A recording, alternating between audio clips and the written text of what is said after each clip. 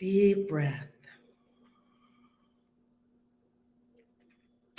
This morning we'll enjoy tapping. Emotional freedom technique.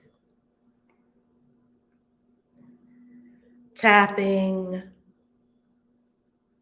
or EFT is used for clearing the emotional body, moving energy, eliminating disintegrating stagnancy, causing the circuits to flow freely with chi, prana, life force energy.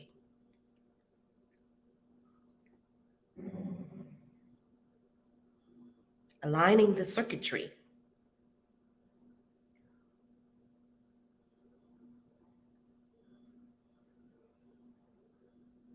We begin with a deep breath.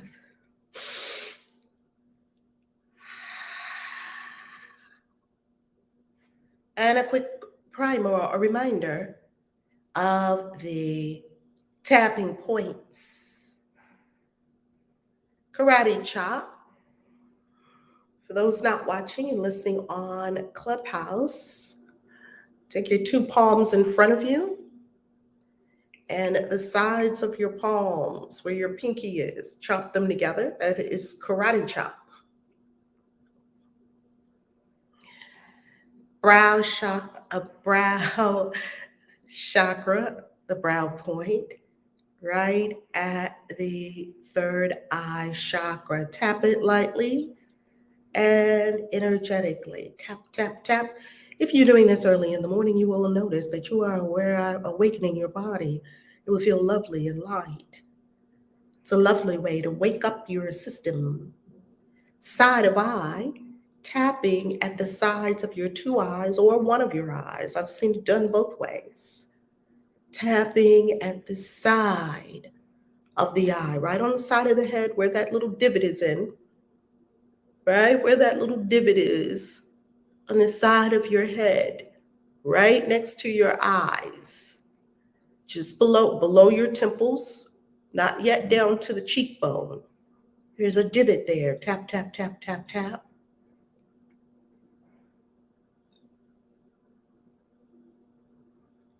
And underneath your eye, right on that bone, tap, tap, tap, tap, tap. Underneath both eyes or one eye. I usually use the forefinger and the middle finger to tap. And under the nose, right there above the Cupid's brow. Cupid's bow, pardon me. And the chin, tap, tap, tap. Right on the front of the chin. And that little dip below your lip. Right in there. And then on the clavicle.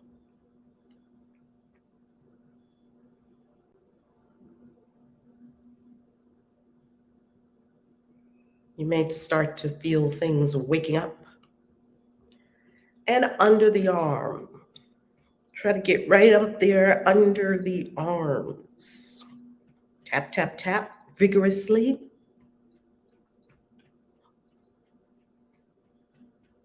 And then the center of the chest. Tap, tap, tap.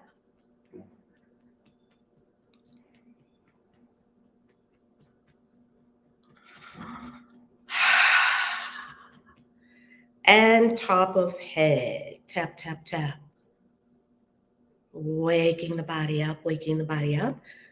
We're going to do this round of tapping. This session of tapping is going to be for self-love. If you find that you're not doing the things that you want yourself to do, if you find that you are delaying doing the things that you know are beneficial for you, if you see yourself eating food that is not beneficial for you and you can have stopped the habit of doing it, if you see that you don't speak your truth when you need to, if you notice yourself generally not productive or performing to what you know is your potential, All of these are signs of self-love could be fanned up more. We can fan the flames of self-love. Let's do it together. We do the setup statement, karate chop. Even though I have had a lot of habits that I recognize now, brow, tap, tap, tap, tap, tap, are pretty self-sabotaging. Side of eye. I know sometimes I stay up way later than I need to. And you can say any form of words you like. You're simply getting rid of any self-sabotaging behavior, any remnants or shreds or boulders or whatever energy it is of self-loathing, and installing self-love instead. Yeah, I totally love and accept myself. Under I, yeah, I notice that I don't always do the most self-loving thing. Under nose, I realized it would be beneficial for me to change some of my habits. Chin, I know that maybe one of the habits I could change is that getting in the bed really early.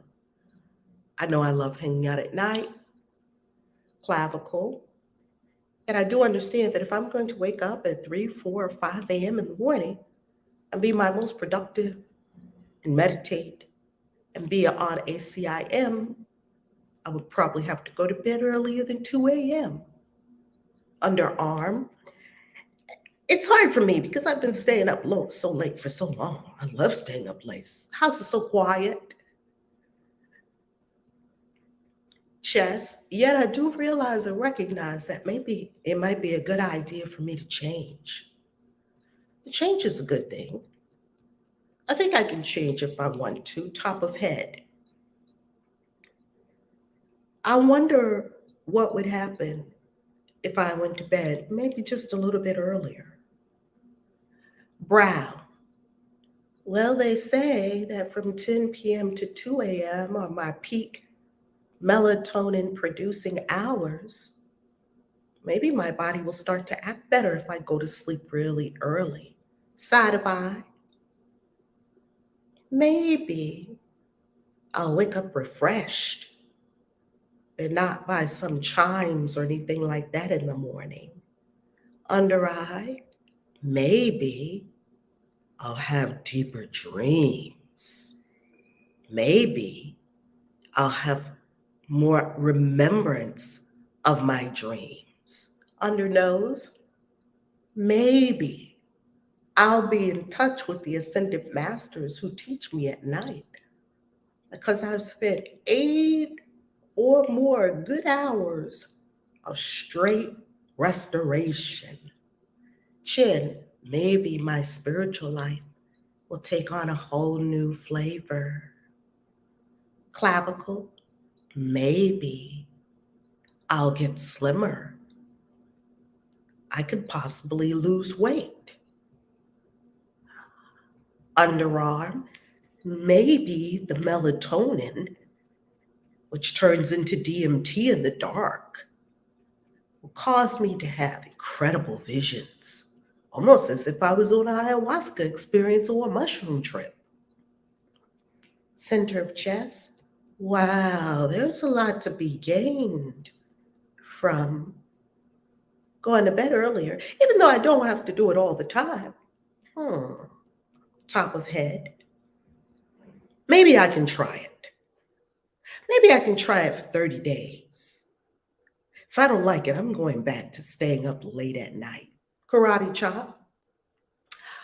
Even though I stay up late, I'm groggy in the morning, I don't get my proper sleep, I don't remember my dreams, I still totally love and accept myself. Karate chop on it. I totally love and accept myself as I am, recognizing my perfection and divinity. I totally love and accept myself. Pause. Feel your hands. Sweep. Sweep your body. Sweep your consciousness. Sweep. Sweep the meridians. What's happening? Breathe.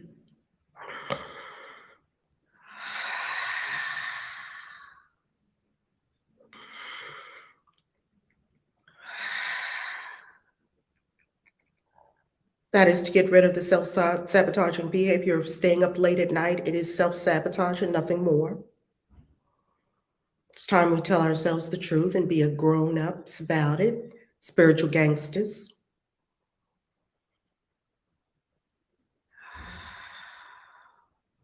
The night is made for sleeping, unless, of course, you're a vampire.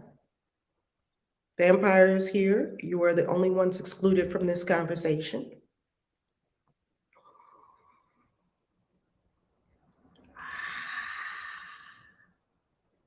And now we will deal with the self-sabotaging behaviors of eating inappropriately for what we say we want and for who we say we are. Overindulgence in sugar, sugar addictions, eating too late at night, without judgment. We simply let self-sabotaging behaviors go.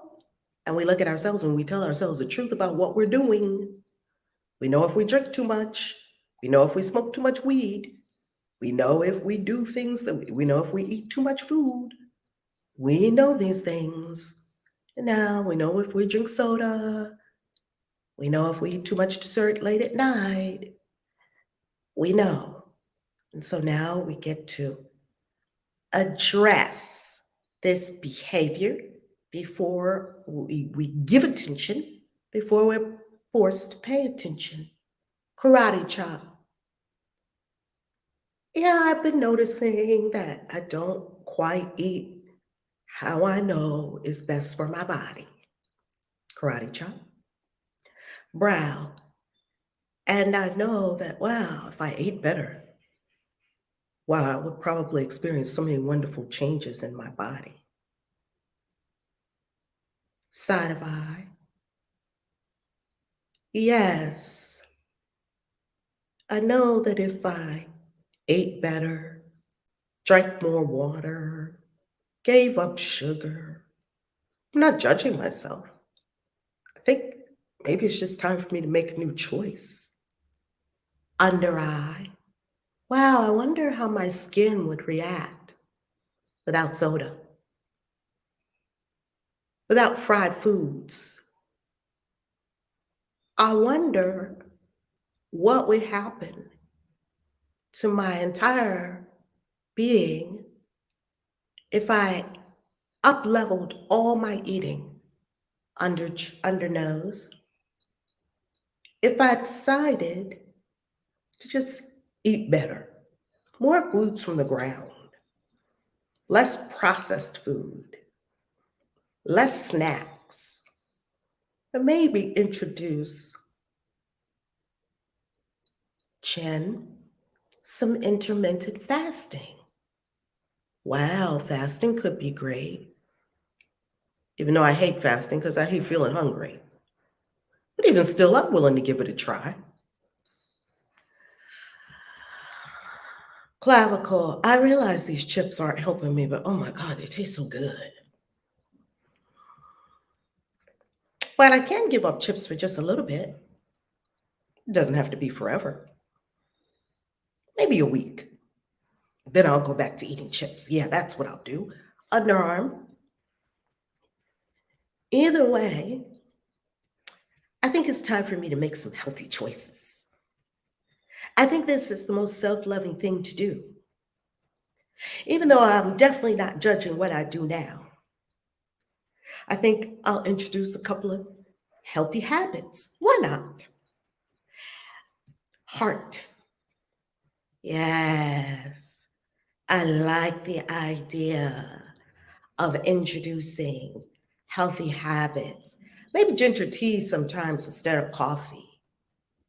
Or maybe matcha instead of a frappe. Yeah, I can do matcha. karate chop. No matter what choices I make with my food, I totally love, completely accept myself at all times as I am. Breathe.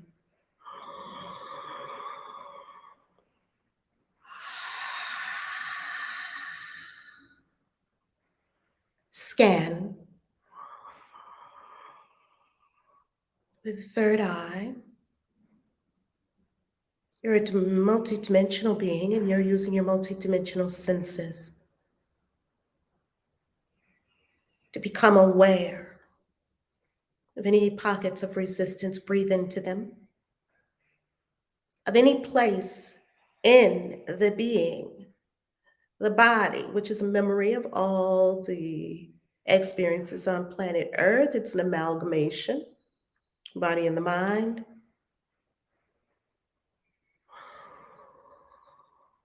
Seeing what's stored there and eliminating anything that is self-loathing. Self-loathing, disintegrating. Self-love, deepening, widening, expanding. Self-love. It doesn't just mean a bubble bath. Self-love is a deep, abiding sense of love, worth, honor, appreciation, and trust of self. You are your best friend. You are your best cheerleader.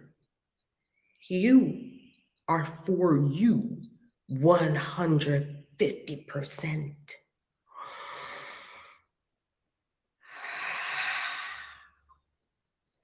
And in this new expanded awareness of self-love, and in the disintegration totally and completely of self-loathing, we now clearly can see any patterns of self-sabotage.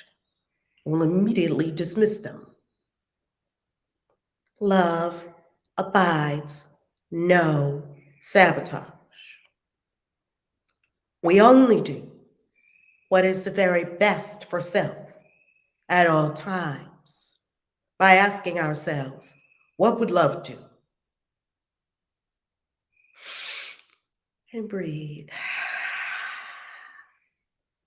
And give appreciation to this universe of life, also known as God, Source, Creator, the one, the all, the only, the love that is sustaining, breathing, feeding, enlivening, healing, lifting, clearing, loving us all into existence. This quantum field in which we live, breathe, move, and have our very being is a quantum field of love. Ashe.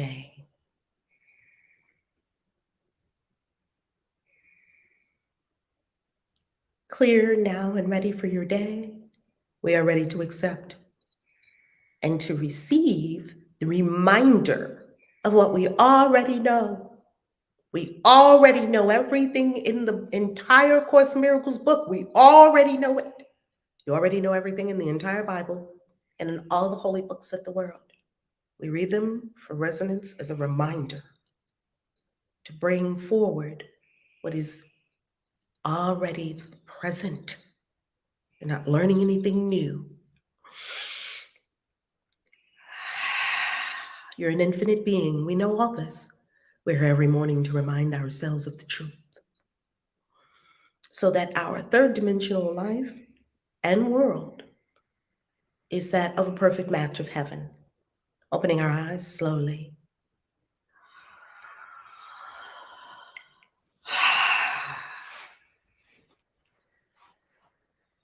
I just love tapping. You know, you can sit up in bed and begin tapping. I just love tapping. I love it. Screen share.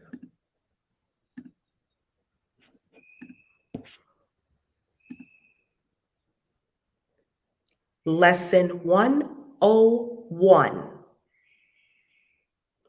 God's will for me is perfect happiness. Say it to yourself. God's will for me is perfect happiness. God's will for me is perfect happiness. God's will for me is perfect happiness. Today, we will continue with the theme of happiness because we love the idea of happiness. We've been talking about happiness for the last few days. We've been talking about the perfect plan for salvation, which is the only plan for salvation. We've been talking about being willing to do our will, our part in God's plan for salvation. We've been talking about walking about, finding the happiness within, and then walking about with this happiness, with this joy, with this bliss, sharing it with everyone. This is a key in understanding what salvation means. Happiness and salvation are the same. Remember? We heard that yesterday. You still believe it asks for suffering as penance for your sins. When you ask most people, what is salvation? They will probably tell you something like what I would have said when I was a Christian, a fundamentalist Christian, no less. The most dangerous kind of Christian there is, a fundamentalist Christian, one that will beat you with the Bible, one that thinks the Bible is literal. Pardon me. That if you ask what salvation means, many people will tell you salvation means that you have to go to Jesus Christ. You have to go outside yourself. You have to go and look at a Savior, and this Savior is going to show you the way, and that you cannot be saved without the Savior. And right away, they're taking all the power away from you, because in that story, now I would say that it is a misuse of the Christ story. The Christ story is very profound. It's very deep. It's very meaningful. The Christ story is a life-saving story for anyone who that story resonates with. The story doesn't resonate with everyone. It's a story. If it resonates with you, beautiful. If it doesn't resonate with you, we have many stories. I promise you, we have billions of paths to God. All of them lead to one place, source. God is inevitable. So if you look at the Jesus story as they used it on us, rather than us rooting into the true meaning of the story,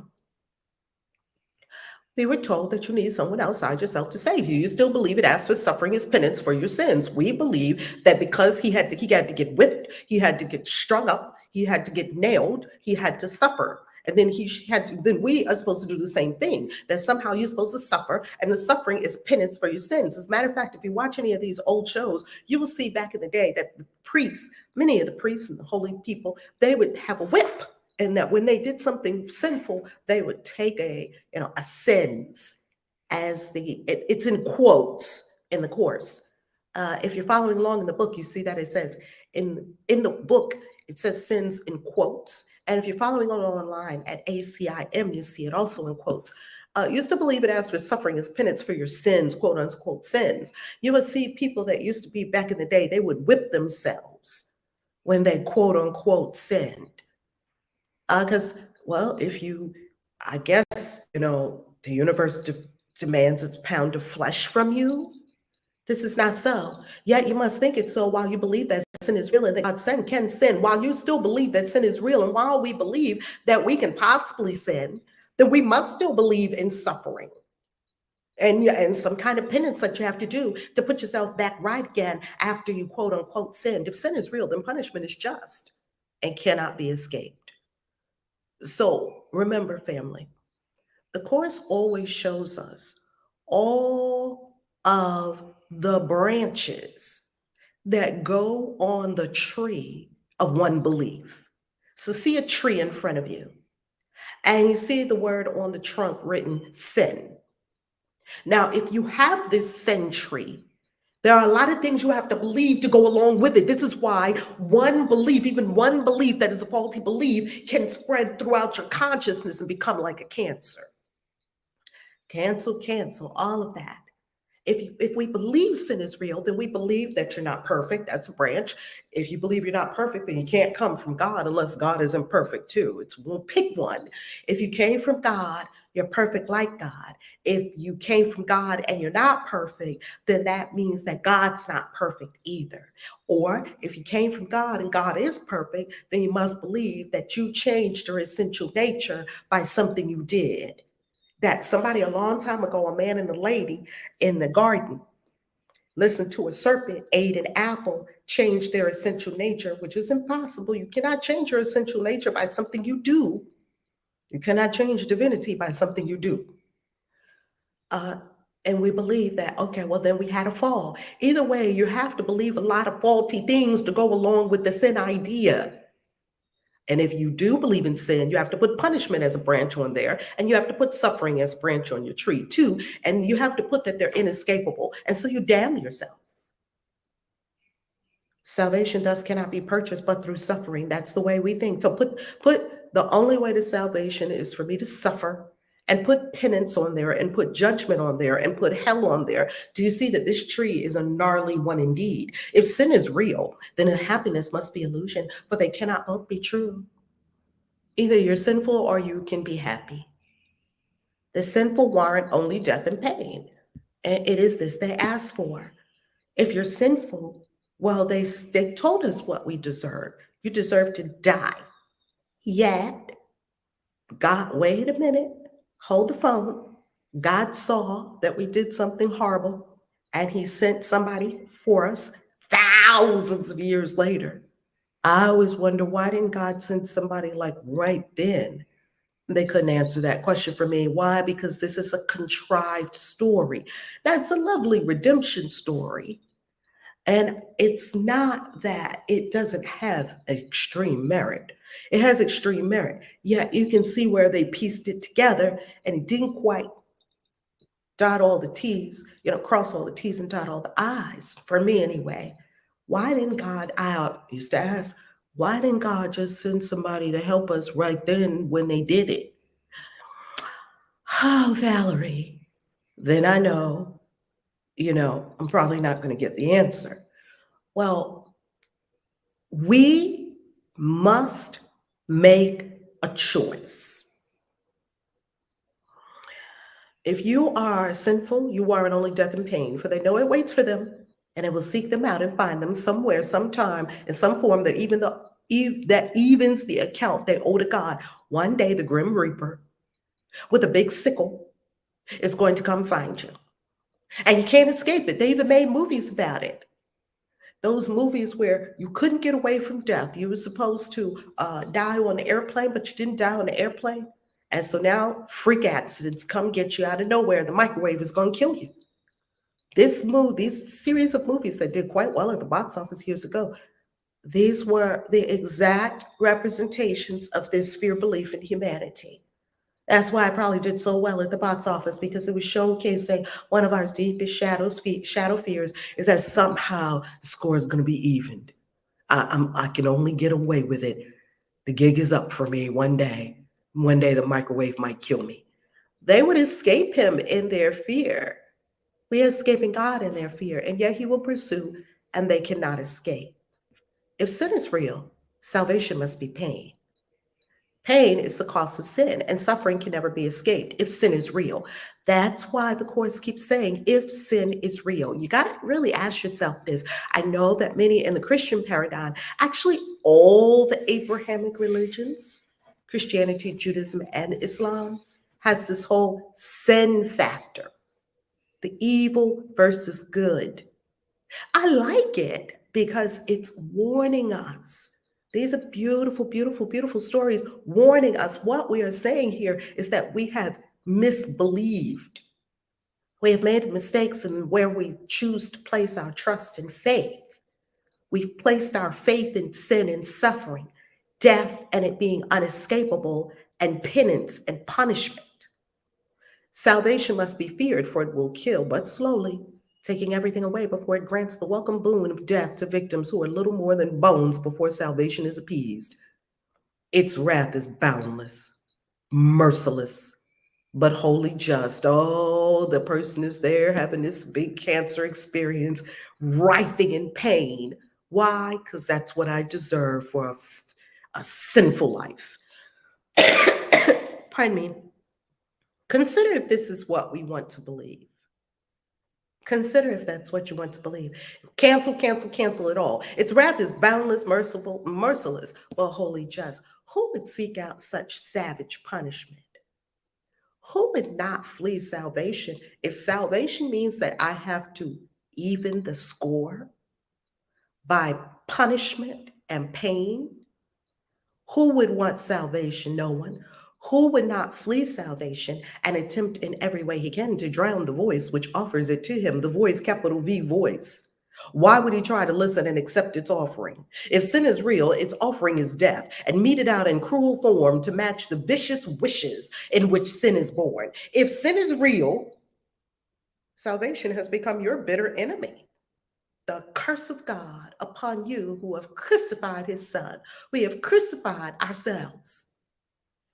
Oh, I deserve this. The whole guilt thing, guilt tripping ourselves. Oh, I deserve this. Yeah, just abused me because I shouldn't have never been blank to you. So I just deserve this. Oh, this is my karma. You need the practice periods today. Don't I ever? The exercises teach sin is not real. And all that you believe must come from sin will never happen, for it has no cause except atonement with an open mind, which cherishes no lingering belief that you have made a devil of God's son. You can't make a devil of an angel. You can't make a devil of an angel.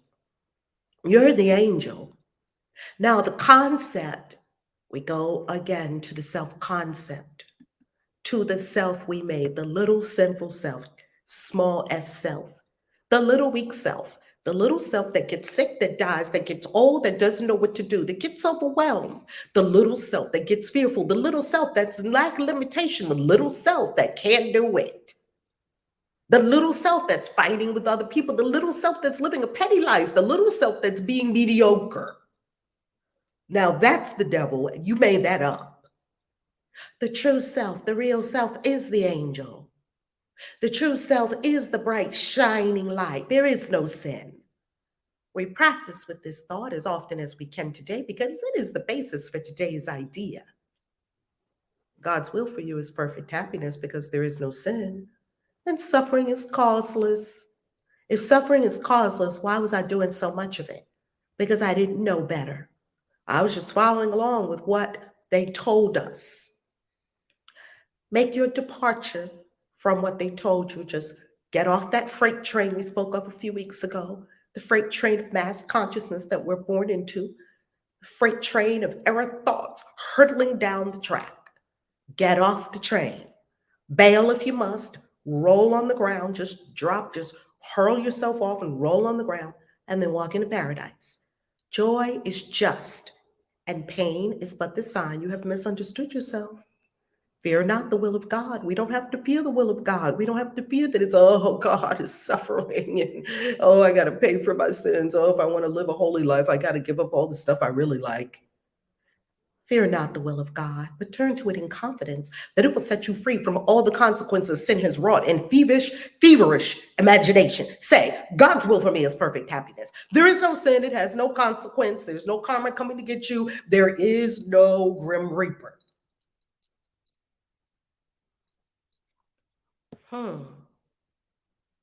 So should you start your practice periods and then attempt again to find the joy these thoughts will introduce into your mind. Again, as we tell ourselves the idea for the day at the beginning of every hour, 5 minutes at the beginning of every hour, beloved, you can do it. 5 minutes at the beginning of every hour, beloved. You can remind yourself, and thus you can help all of us remember there's no need to suffer, and you will be erasing all the suffering from the world.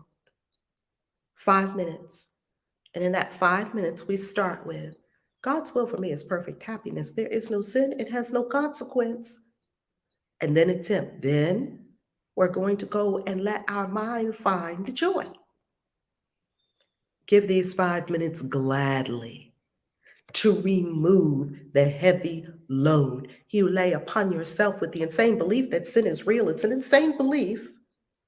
Today, escape from madness. You are set on freedom's road. And now today's idea brings wings to speed you on. You've already been on the road for 100 days. Freedom's road. You're on freedom's road, not to freedom. You're on the road right now of freedom. You're free right now. Now you gain your wings today, angel, and hope to go still faster to the waiting goal of peace. There is no sin. Remember this today and tell yourself as often as you can, God's will for me is perfect happiness. This is the truth because there is no sin. We begin our 5-minute meditation now.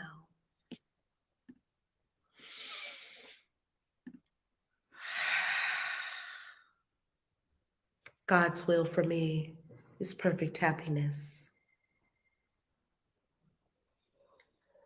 God's will for me is perfect happiness.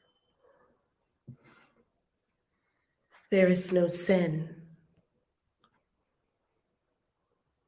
Therefore, it has no consequence. I've made up sin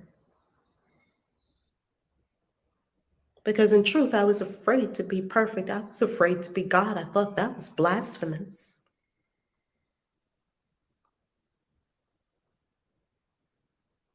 And now I realize the truth.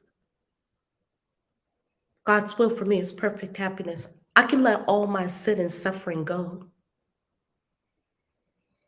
God never brought a horrible thing on me, not one day in my life. God never brought a horrible thing upon anyone, any day in their life. God's desire for me, for all, is only perfect happiness. After all, makes sense. What do I want for my children? Now find the joy.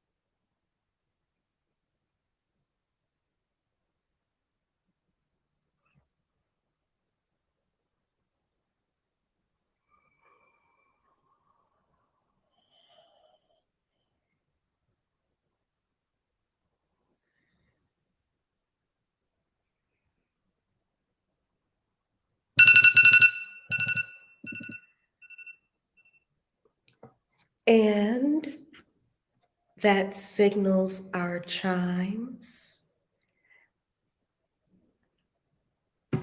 The chimes signal we have completed our first 5-minute practice period of the day for A Course in Miracles Lesson 101, God's Will for Me is Perfect Happiness.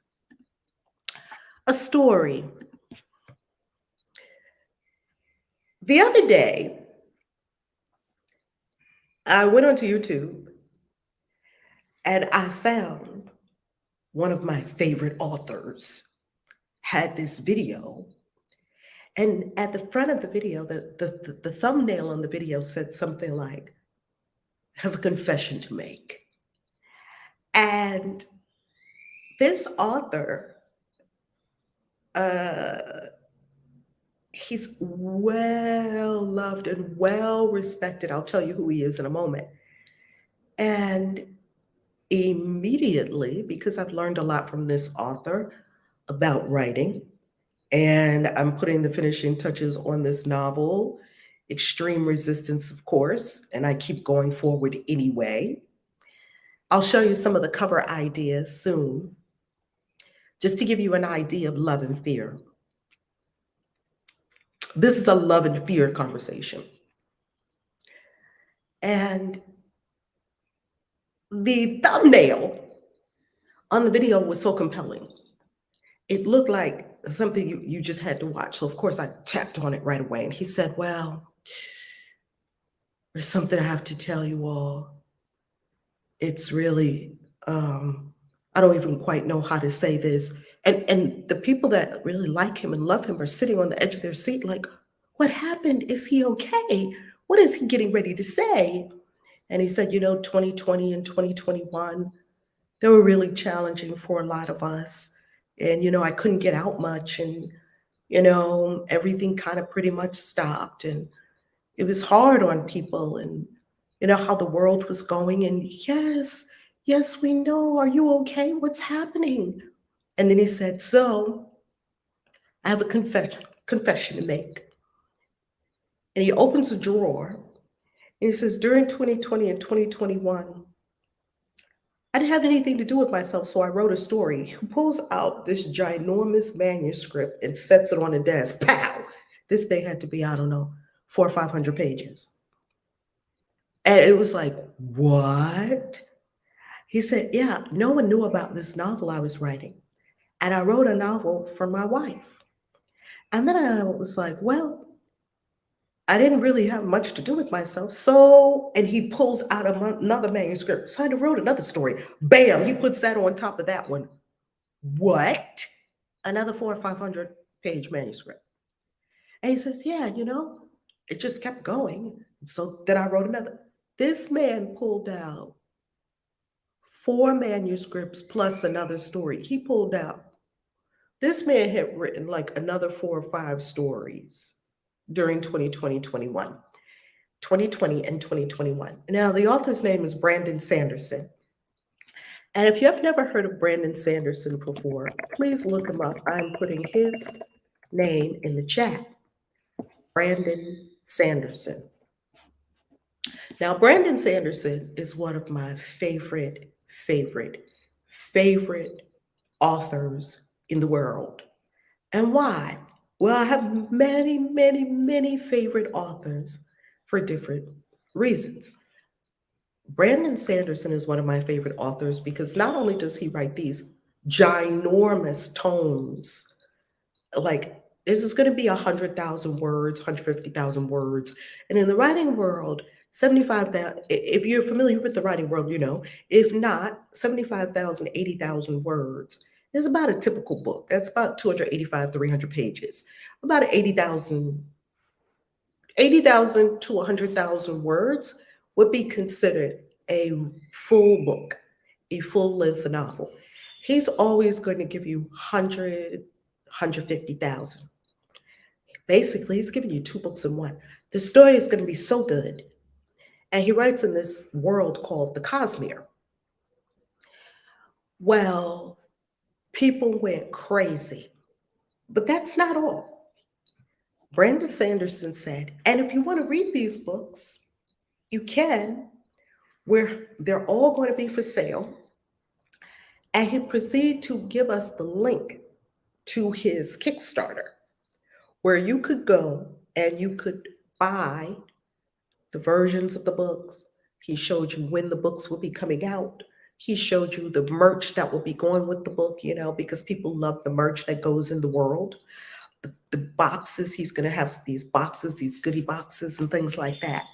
He had the whole thing laid out.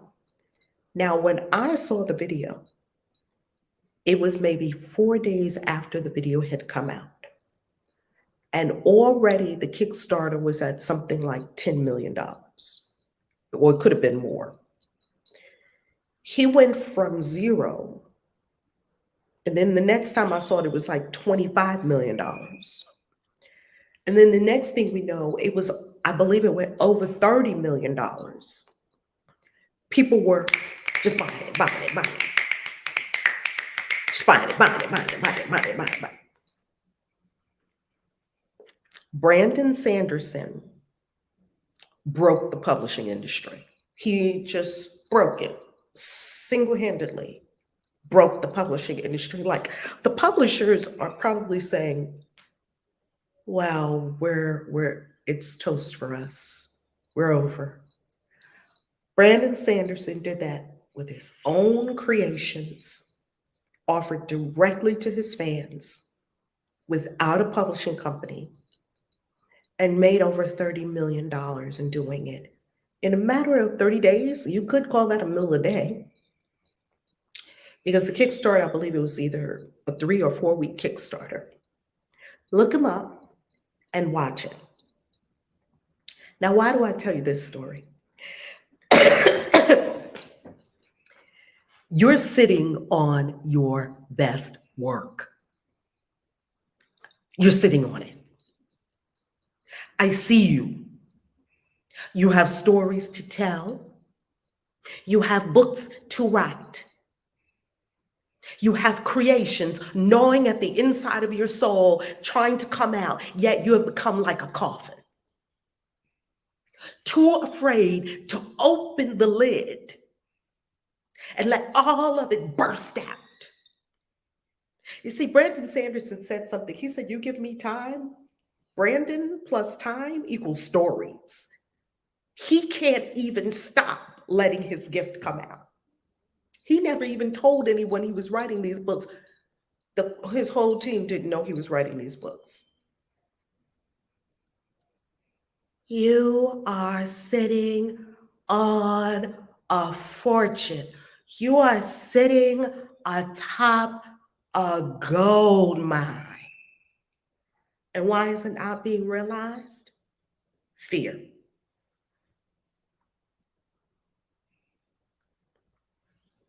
For no other reason. Fear. Fear of what it will take for you to put your artistry in the world. The resistance of the artist. All artisans have resistance. All of us have resistance. Not knowing what to do with the resistance, not even spotting and recognizing that it is resistance. Not knowing that resistance is some form of fear, and fear is a natural part of the process. Fear is a protector.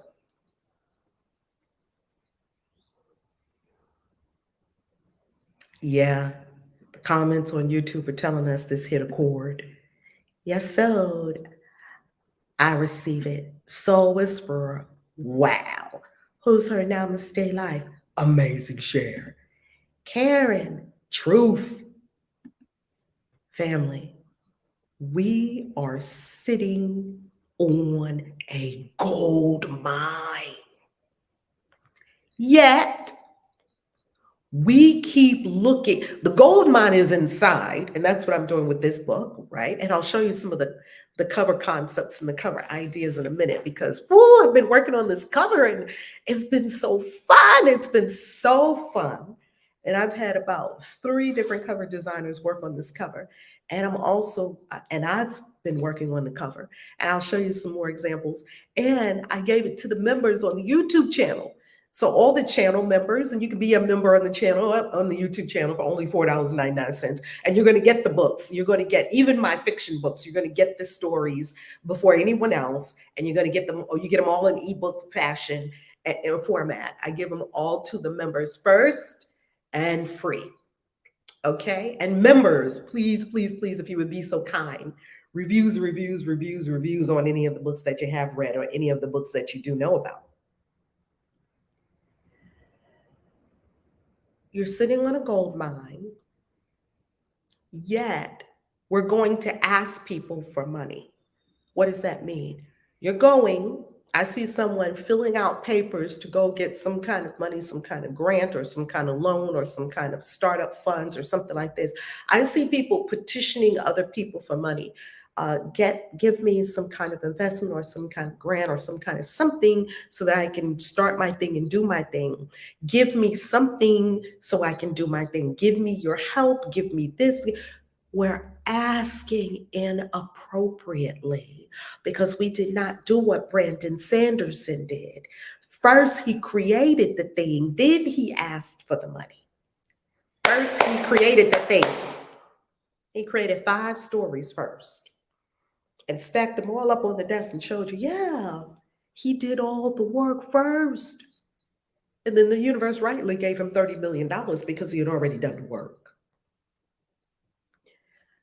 I see you asking people for things because you think you don't have it. Because you think you don't have. The issue is not that you don't have. There's lots of times where you might not have everything that you want to have. It's that you think you don't have, which is creating more don't have. And what do we do when we think we don't have? We go try to get it from somewhere on the outside. Will you help me? Will you give it to me? Will you? I need this. Can you? And anytime this energy sneaks up into ascension, we see it. And it happens with a lot of different things. You don't think you have the knowledge. So you're in the Discord asking people, can you help me? That is a sign. Take that as a sign. Whenever you get ready to ask someone to help you with something, take it as a sign. Ooh, there's limitation in my consciousness. I think I don't have something. I don't think I have the smarts to figure it out. I don't think I have the time, which is just another word for energy, to do it. I don't think I have the capability to do it. I don't think I have the resources to do it. That is your problem. The problem is you think inherently something is missing about you, something is lacking, something is not there. Therefore, you're trying to get it from someone else, and we keep correcting you in ascension and telling you, no, no, no, no, no. Ascension is an initiatory program. What does that mean? It means you must initiate. You must go look for. If you're not self-initiating, you're never going to be wealthy. You're never going to be successful. You're never going to write your books. You might as well just stay here in A Course in Miracles every day until you become self-initiating. If you are not self-initiating and you come into Ascension at valerielove.com, click on Ascension, and it is an incredible program, probably the best program, one of the best programs I've ever done. And you come into Ascension because it's such a holistic program. It touches on everything. And we're soon going deep dive into your offerings to the world. If you come into Ascension and you act like a baby, well, it says it right on the website, no babies. Yet, sometimes our baby tendency comes out, help me. How come everybody else knows how to do it? I think this happens with every class. Every class, we tell you the exact same thing to do. Log into you get a text, and it's in the Discord. Log into your course, get the information. Invariably, every class, someone's wandering around. Where do I go? What do I do? And you know what I love about that? It's beautiful. You know why? because you get to see, oh, wow, I'm not self-initiating. I thought I was a spiritual gangster. I thought I was grown up. Maybe I'm a baby in this area of my life. And maybe I get to step it up. That's what you can use ascension for. You can use ascension to step it up. You can use ascension to become a gangster, right? Use ascension for a ladder. That's why it's called ascension. You're going to ascend out a baby into self-initiatory. You've got to be a self-initiate. You must be motivated. We can't give you motivation. We ain't got it. That's not our job. We're not here. We can give you a track to run on. You must run. That's with everything. We can show you how to do it. You must take it and run with it. You must do that. You must do that with spirituality. You must come here every day for A Course in Miracles, listen, and then you must take it, integrate it, do the exercise. You get to do it. You have to do it. I think that's the piece that a lot of us are missing. Brandon Sanderson did all the work. I was amazed. Everyone was talking about Brandon Sanderson. They was like, he broke the publishing industry, all the fantasy authors, all the publishing industry. He did it again. Because Brandon Sanderson did this a little bit a few years ago. I think like 2-3 years ago. He came out with his a really incredible box set of several of his stories. And it was, going to be signed. It was going to be this incredible, cover to them. I mean, he's just an artist. Superb. He's an artist extraordinaire. He's a Michael Jackson with his art. He's a Beyonce with his art. And he made back then somewhere between $6 and $9 million. And that was pretty shocking that an author can just make $6 or $9 million at the drop of a hat in a matter of days without a publishing contract. Well, he does have a publishing contract. I don't know the nature of his publishing contract, obviously. We're talking about now, he could probably do this again in a couple of years, and he could probably do 100 million. He could probably do this again in the future. He could maybe have $1 billion book launch. We have one author billionaire so far, and that is J.K. Rowling, the first author billionaire. I would say that Brandon Sanderson may be the second author billionaire. And they're writing at a good time in human history, because when you look at books like Narnia and when you look at books like Lord of the Rings, he could have easily been a billionaire, except when he wrote Lord of the Rings, we don't have what we have today. So it's very different. It's a very different world. You must initiate your art from inside yourself. You must activate yourself. You must flip your own switch on, and you must find ways to keep it on. That's what we call inspiration. You're inspired to do it. I can't not write. I'm writing on, I think I'm working on, 3 or 4 books all at the same time right now. And just got an incredible proposal in my email inbox for a book that we're going to be partnering with about, that I can't talk about yet till till the ink is done, till the deal is done. Oh my God, your artistry. Let it out. And watch how the world will reward you.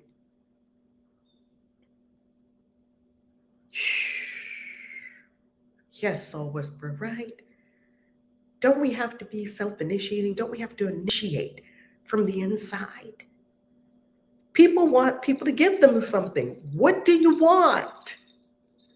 And I'm not talking about people that are just, don't want to do it. I'm talking about full-on grown people, 30, 40, 50, 60 plus years of age on this planet that want somebody else to do something for them. What is that about? I need to know what that's about. Can somebody tell me what that's about? Anyone, Clubhouse, anywhere. Tell me what it's about, because I don't understand it. I've never had that experience, but I am a very what's the word? I do tend on, I tend to the doing side. I am an experiential learner. I'm going to do it and then I'm going to say, oh, wow, that's how that works. I'm super curious. Tell me where it would work that you don't get up and do it and it gets done for you. And I'm not talking about, of course, spirituality. Of course, in spirituality, you sit and you activate your joy from within you, of course. I'm not talking about that. I'm talking about, in what world would your book get done and you don't do it?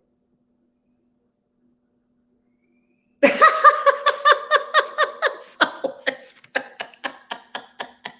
so as we're saying, you're a different cookie, guys. I get it. I get it. I get it. And by all means, family, I'm definitely not asking anyone to be like me at all. What I'm saying is, where's your inner fire? Where's your jump up out of your chair and make big shit happen? Where is it? Where's your mojo? Where is it? Talk to me, family. Talk to me. Talk to me. Talk to us. What's happening with you?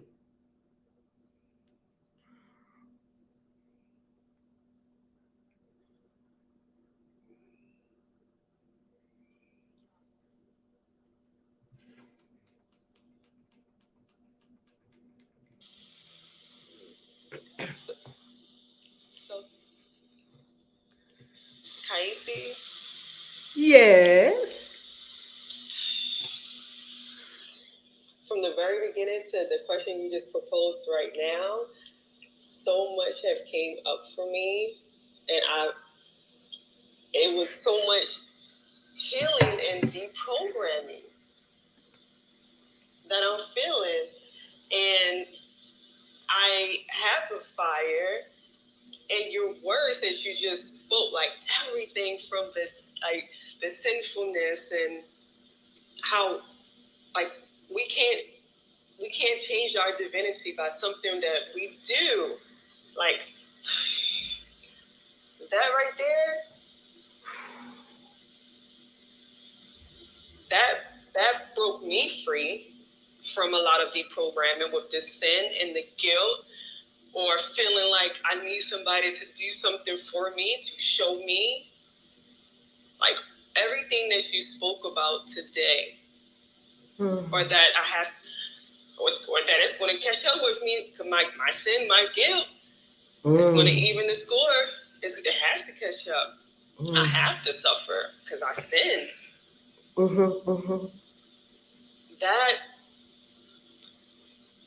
really embedded inside of me, and your words, and me to really listen to your words, was literally deprogramming me. It's just thought forms. I'm like, oh my God, suffering is just a thought form, Tania. It's just a mental prison. You're literally just giving it power. You. It's just a thought form. It's just energy. You don't have to accept that. It's just an illusion. And your words, Kaisi, it made me remember. You made me remember. And I thank you for that. Ooh. That's what I had to say to you. Ooh, I got a tear in my eye now. Because we don't know what spirit is going to say to us every morning. Spirit is looking at all of us. And it's looking at us from the inside. Not how we look on the outside. On the outside, we look great. We're cute. Oh, your Insta is popping. You look amazing. Your icon, your bio is beautiful. But how you living and how you loving? How you loving? Are you getting over your fears of initiating? Are you putting your artistry out in the world? Yeah, when you put your artistry out in the world, people are going to talk about it. Yes, they are. Get ready. Get ready. When you put your artistry out in the world, yes, people will talk about it. And some of it will be scathing and mean. And Brene Brown talks about this. And I just bought another one of Brene Brown's book the other day. I was sick as I don't know what. And I was in the airport dragging, looking like a zombie going through the airport, just walking. And something said, go into the bookstore. And I went into the bookstore. After I got a cup of tea, I went to the bookstore. No, I got some mango juice or something. I went into the bookstore because I love books and I love bookstores. And I saw this big red book on the counter. And I was on the shelf, like, one of the book displays. And I said, oh, I have to have it. And it was called Atlas of the Heart. It's Brene Brown. And I love Brene Brown because Brene Brown says the same thing in a different way that Gary Vee says. Brene Brown says, do not take notice or heed to people who are sitting in the bleachers while you are on the playing field of your life, playing your game, muddy and bloody. You're all in it, playing your game. I'm going to play my game. Muddy and bloody, I'm on the playing field. You're playing your game. And there are people in the bleachers watching you. They're not in their stadium playing their game. Gary Vee, yes, Gary Vaynerchuk. Yes, Soul Whisperer. Playing your game. And you mean to tell me, this is what Gary Vee calls it, Sneaky Pants 22 on the other side of the world says something about you on a comment that you don't like and you're devastated. And invariably, when we look at the comments over the years on the YouTube channel, and we tap on the ones that are the most scathing, the ones that have nothing important to add to the conversation, the ones that are not meaningful. We love meaningful comments. You tap on there, they have some critical comment or something off or something, whatever. You tap on their icon, there's never any content there, none whatsoever. Which means they are sitting in the bleachers, ain't doing jack. They're doing nothing with their life. And they have commentary on what you're doing and you're concerned by it. I used to be concerned by these things. I used to read a bad comment and be like, oh my God, wait a minute. And then I turned into a motherfucking spiritual gangster. And I was like, wait a minute. You're not going to fucking tell me nothing because I'm doing it. You fucking go play your game in your own stadium because I'm over here playing my game in this stadium. And I'm playing with I'm playing with heart. I'm playing this game with heart. Do I make a lot of mistakes? Hell to the yeah. Do I fuck some things up? Oh yeah. Sometime royally. Do I break shit? Oh yeah, I break shit. I mean, it's even a motto in, Silicon Valley. Move fast and break things. They mean to break things. We're creating things. We're going so fast, we're breaking things. We're innovating. You can't innovate without breaking things. So you're in your alchemical laboratory, and it goes to say that every so often you're going to make a concoction that's going to blow up in your face, and you're going to be like, wow, well, that's not the elixir of life. And your hair stand up looking like, Albert Einstein, and your eyebrows are singed off, and you go at it again. I love people who play their game with heart. I mean, look at all of you. Look at the mods. Look at all of you every day that come here. You're playing your game with heart. Do you think I lose one blink of sleep over all the people that have written about Christian witches and hate Christian witches? Do you think I lose one blink of sleep over them offering commentary on something I'm doing? No, most of the time I don't even know about them. People tell me about it. Emir Otto on Instagram told me it was so amazing. This is one of the most amazing comments I've ever read from Emir, from just period. He said, you've arrived when Bishop so-and-so preaches a whole sermon about the Christian witch, Valerie Love. I'm like, wow, fantastic. I don't know that bishop at all. I send him love. I love all people. I love all. Got nothing against them. Thank you. Thank you for telling the story. I don't know what they said. I don't care. Why does it matter to you what will happen when you put your artistry out in the world? Why is that even a factor? It is. Check your unconscious. Attacking you because they got no life. Hello, Soul Whisperer. Gary Vaynerchuk said it. Why are you so concerned about people? Why are you so concerned about I never asked y'all for 5-star reviews. I asked y'all for reviews. You never heard me ask for a 5-star review. Many of you, we have tons of 5-star reviews. You never heard me ask for a 5-star review. I said, could you do a review? Could you tell us what happened with you with the book? We are simply asking for conversation, meaningful conversation. Well, this paragraph fed me, or I used this technique, or I used this strategy that I learned here, or this part was an eye opener. And that helps more people buy the books. Yeah, why does it matter? It matters to us though. Oh, it matters deeply until it don't anymore, until you get elephant skin. Like me, I got elephant skin.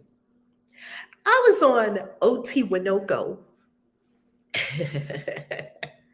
I love OT Winoco, and I think they're coming to the Christian Witches Convention too. We had some visitors from Ghana at the Christian Witches Convention, the first ever Christian Witches Convention, and they even filmed and they made incredible video about it. And I usually go on OT Winoco's show every so often. It's right here on YouTube. If you look up OT Winoco, you will find him. He's a Ghanaian, incredible YouTube channel. And they talk about, churches and casting out demons and witches and all these, the paranormal. They talk about all that. And OT Winoco said, there was in Nigeria, they were praying against you. I said, oh, really? I didn't know not one thing about it. Didn't feel the energy of it, nothing. Because all these angels and all these wonderful beings around me, all they do is give me more love and more energy for my path. Same thing they're doing for everyone. And the universe is not against anyone, so why are you against anyone? Okay, so he said, yeah, as a matter of fact, I think he told me this. I think it was in 2021 he told me this. He said last year they were praying. They said, these Christian witches, they will not come, they will not see another year, and we're praying in the spirit against them and so forth and so on. No, I'm not laughing at prayers by any means. I don't laugh at anyone's prayers. Prayer is sacred. And you can pray for whatever you want. Now, whether you're praying amiss and whether you're praying in alignment with the universe, that's a whole nother story. We could talk for hours about that. Here is the deal. They did all that praying, and where's Christian witches still going, about to blow up bigger than ever? With what we have coming down the road that we can't even talk about yet until we sign all the papers. You're going to see Christian witches on TV. So I don't know why it matters so much to them what somebody else is doing. And Christians have always taken it upon themselves to say, we have to rid the earth of the scourge of the witch. Well, you did that for thousands of years. Since 1500s, here we are almost 2,000 years later. Or is it 1,500 years later, whenever it is? Between 1,300 and 1,600. Here we are, I don't know, maybe over 2,000 years later. You're still doing the same thing. It didn't work. How long has the witch been with us? The witch has been with us forever. The witch will be with us forever. The witch is one of the most enduring archetypes. The witch lives in all of us. How are you going to get rid of the witch? Good luck. Why are you even giving your consideration to any of these people? Okay, I want to hear from y'all. Talk to us. Why is your artistry not out there? Tell us.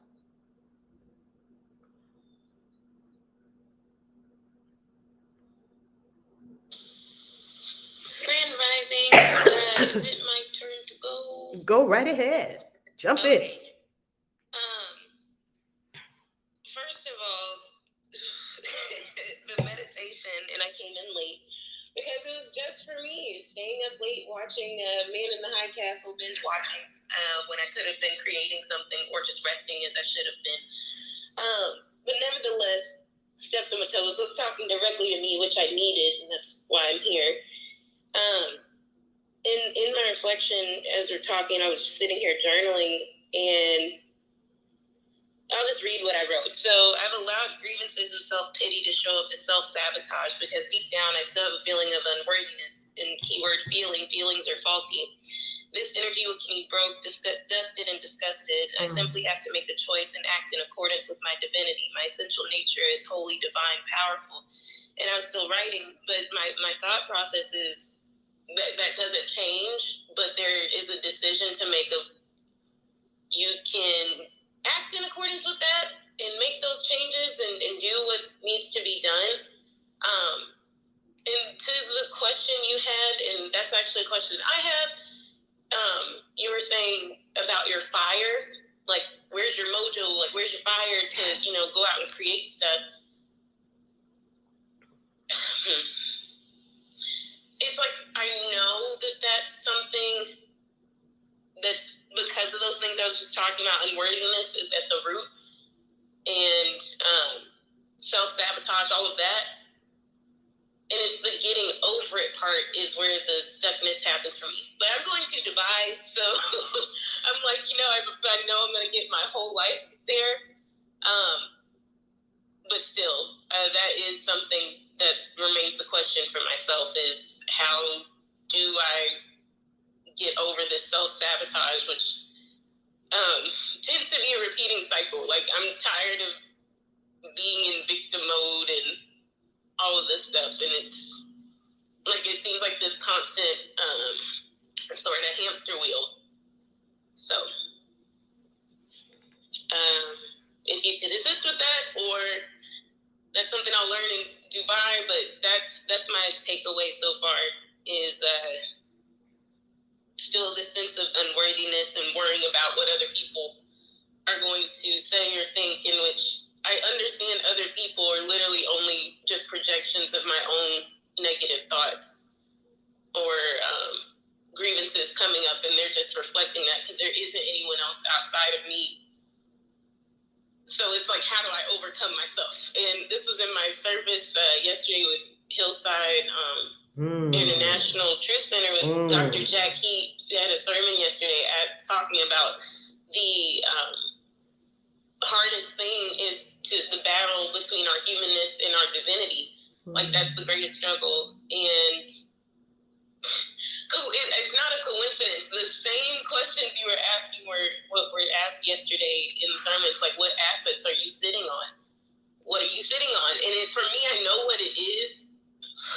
And it's like, for me, I know it's singing. I know that's what it is, but I keep letting, even though I've done like a challenge and I completed that, accountability or whatever, it's like I still let fear get in the way of me, like going through and completing a song, completing a project, really, really putting out what I know I could.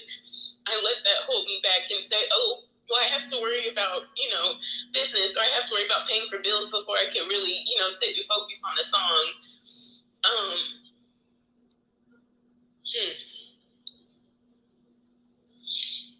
I'm gonna be quiet and listen now and reflect. What just came to you?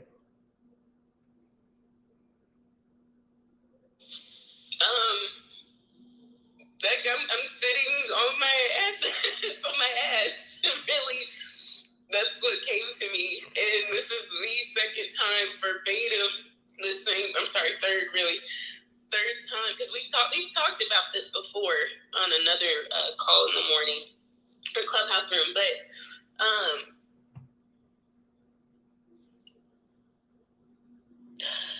it really just comes down to a choice to do it, even though there may be fear, there may be there's fear that's the only thing I guess that's really keeping me from doing anything, but like, that's not an excuse, really. Not really, it's not.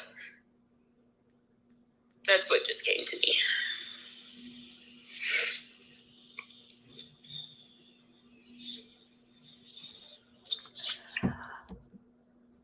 A couple of things, Kristen. First, congratulations on yet another vulnerable share. I love that we're vulnerable on Clubhouse. Don't come to Clubhouse or don't come anywhere like we got it all together, because ain't none of us got it all together. We just don't. And when you act like you got it all together, it means you're not ready to really get the answers to what's really going on. Number one, love, self-love. When you love yourself, capital S self, and you love the gifts of yourself, you love those gifts into expression. You love it. Pardon me. Love. Another aspect of this is, so deepen in the love. What would love do? Love would write that song. What would love do? Love would publish that song. What would love do? Love would let people know that I just published a song. What would love do? Love would keep performing that song. What would love do? Love would share. Love is always going to share. Love is an expansive quality. It's always going to share. Accountability. I don't know what people's accountability partners are doing. And I'm going to give you a little example. When I was writing Confessions of a Christian Witch, I was in so much resistance and fear. This was going to be my first book about really putting it all out there about being a Christian witch. Confessions, and I was putting everything out there. I was putting everything out there about leaving the JW cult, about my first marriage, about my upbringing, about high school, about sneaking around doing shit. I mean, Confessions is steamy. And it's all about the JW beliefs, dinosaurs, astrology. Confessions is packed. Well, when I was writing Confessions, because it was so vulnerable, it was so, I couldn't write it. I saw myself, and I didn't know anything about Stephen Pressfield then. I didn't know anything about Do the War of Art. I didn't know anything about any of these. I knew about Do the Work because one of my sisters told me, you need to get Do the Work. And I was like, what's that? And that's when I got introduced to Stephen Pressfield. My sister Ayodele told me that. That's her sacred name. Her sacred name is Ayodele, also known as Reverend Daniel Randall. And Danielle, you've probably seen me teach things with Reverend Danielle before over the years. I'm going to have Reverend Danielle on too. I'm going to bring some of my sisters on.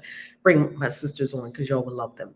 Well, anyway, I was in such deep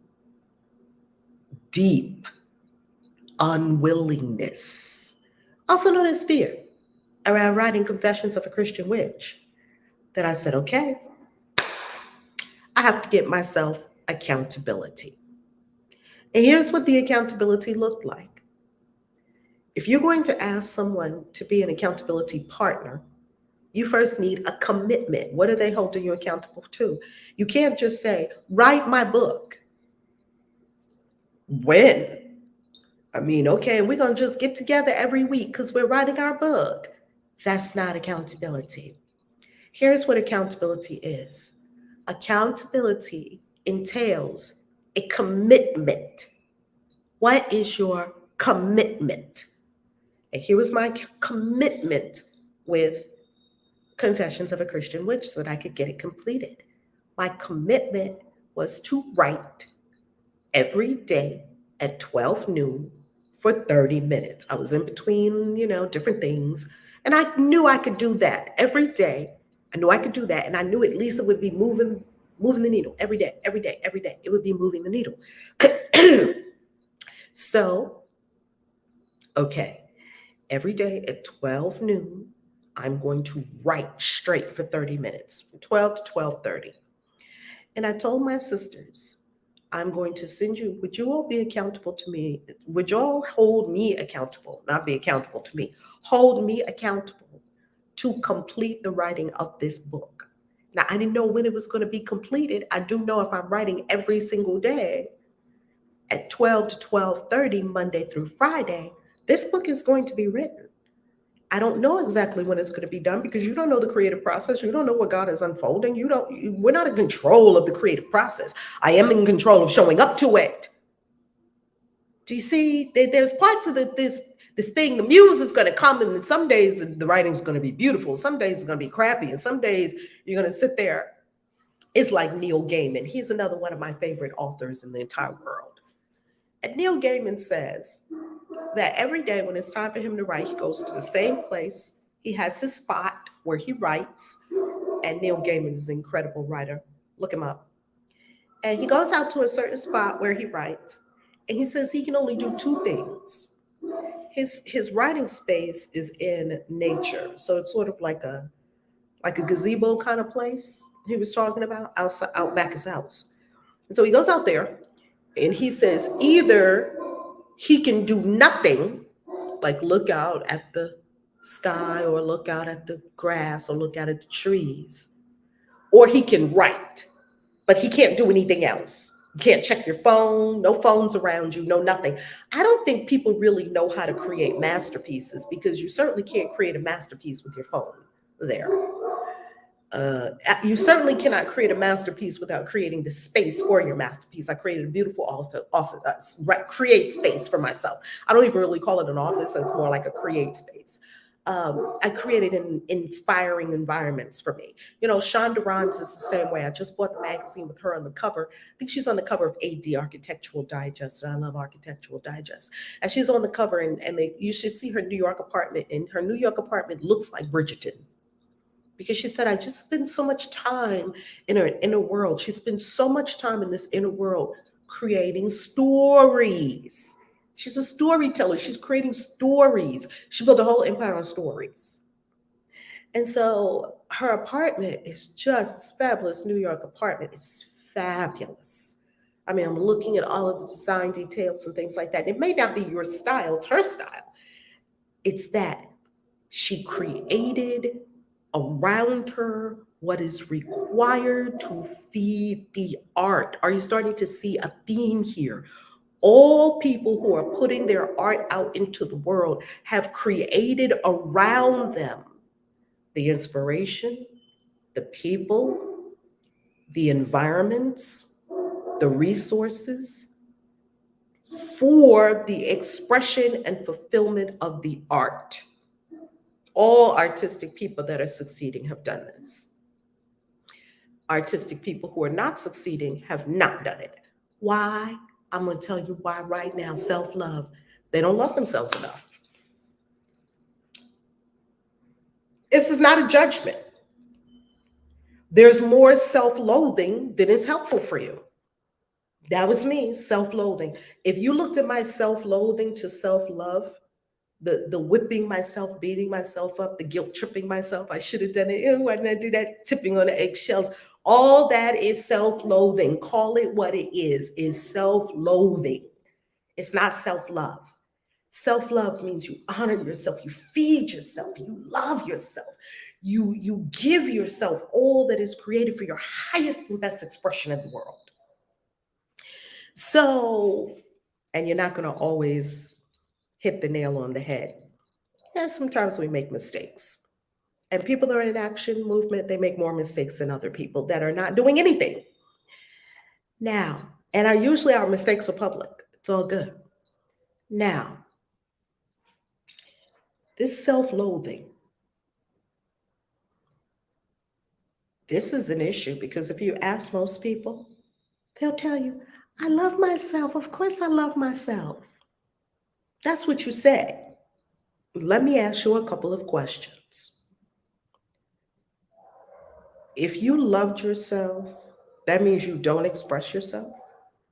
That's loving yourself. If you love yourself, that means you tolerate any level of unworthiness in yourself. That's loving yourself. You love yourself, yet you don't trust your creations out in the world. That's loving yourself. Okay, but you say you love yourself. I'm telling you right now, where's something I can use? I'm telling you right now, I have seen people smoking a cigarette. Yeah, I love myself. You're gonna tell me that I love me.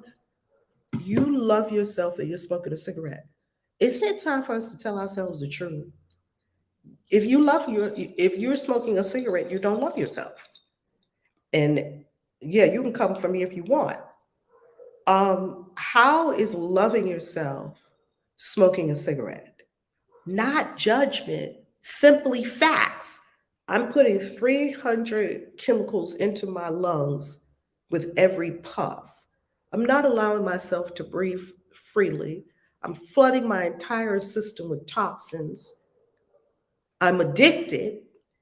The Native Americans call tobacco a spirit, that they knew you had to use it, not let it use you. You love yourself? You love yourself and you drink too much. You love yourself and you drink too much? From what I've seen, drinking too much isn't helpful.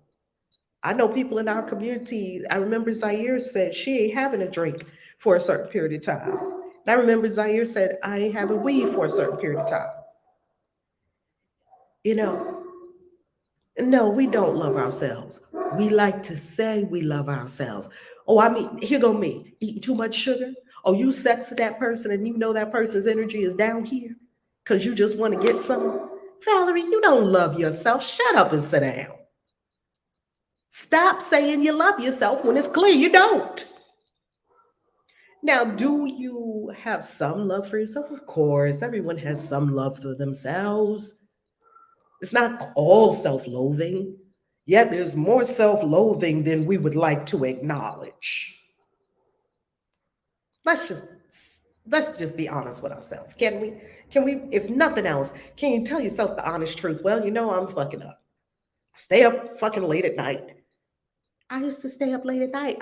Kristen, I used to do the exact same thing. I would be one more, I could not resist the next episode, little thing. I would be in something and 3, 4 o'clock, here I am, 3, 4 o'clock in the morning. No, I got to wake up at 6. I don't love myself. That's where my self loathing is showing itself, where you'll allow yourself to suffer, where you will allow yourself to be subpar, where you will allow yourself to not be your best. Love is always going to call you to your best, your healthiest, your most energetic. Over the years, I've eliminated cookies. You barely see me touch a cookie because I used to be a freaking addicted to cookies. You rarely see me. I used to couldn't go to bed at night unless I had my cup of tea and a couple of little cookies. And I got it down from several, as many cookies as I wanted to like 2 or 3 cookies. That was my little nighttime thing. I did not live life without cookies. Now I don't even eat cookies at all. I used to be addicted to Pepsi Cola, and it had to be psh, when you open the thing. Psh, I needed the acid. I needed the acid and the sugar. Do you see that's an addiction? I used to be addicted to bacon. Why do I love bacon? Bacon don't love me. Why do I love bacon? Bacon clearly does not love me. Pork chops. I grew up with a butcher. My father was a meat cutter, a butcher.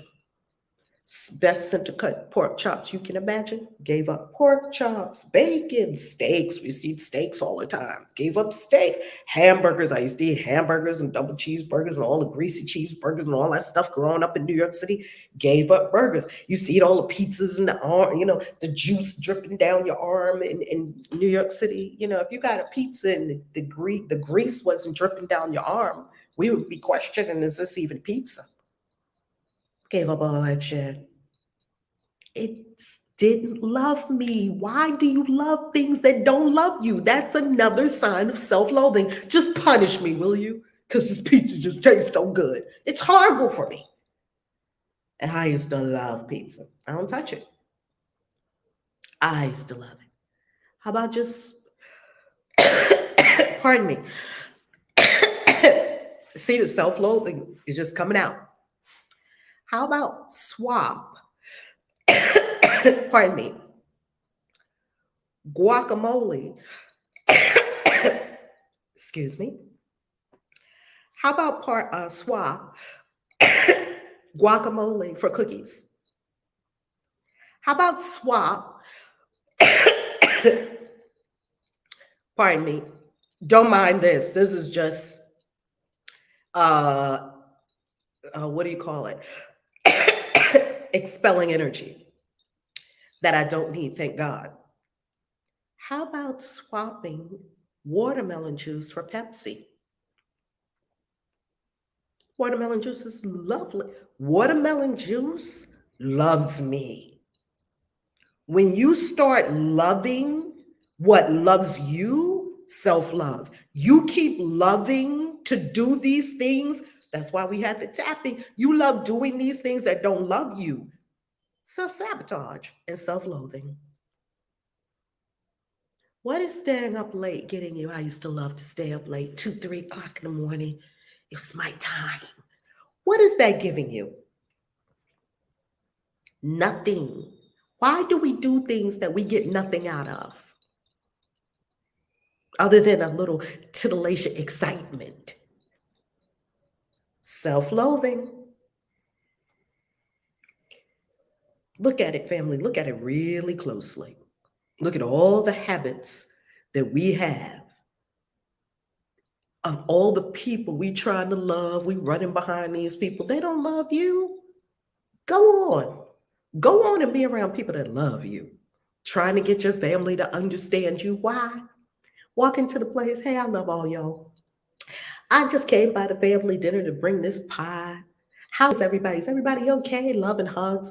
Don't get into these discussions about you're a witch and I can't believe it and what you doing with them crystals and yeah, she into that shady shit and blah blah blah. Don't get into arguments with your Christian family. Love them. Bring the pie. Love everybody, and be out and go with your witchy friends in the woods and cast a circle and have your life. Why are you running after people who don't even love you? Because they have the same last name as you? You can change that. You can change your name. So the love is going to be critical. All I do is I just keep deepening in the love, and the love will do it. Next, accountability.